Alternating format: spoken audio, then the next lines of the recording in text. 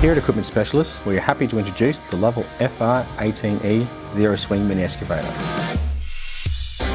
It has a 3-cylinder, non-ECU controlled, Japanese-produced Yanmar diesel engine. It has Nabitesco main valve hydraulics, coupled with pilot oil controls, which gives you precision operation. This is supported by a US-made Eaton swing motor.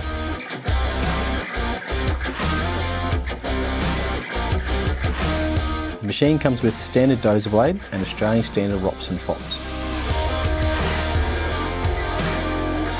Available with expandable rubber or steel tracks.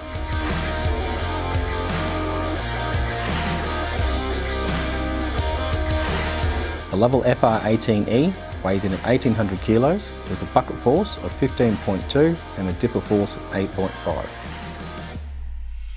The maximum dig depth is 2.3 metres and has a top travel speed of 3.7 k's.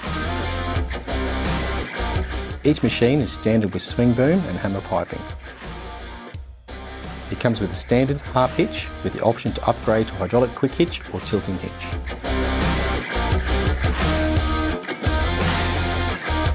Call Equipment Specialists Australia today to arrange an inspection or on-site demo.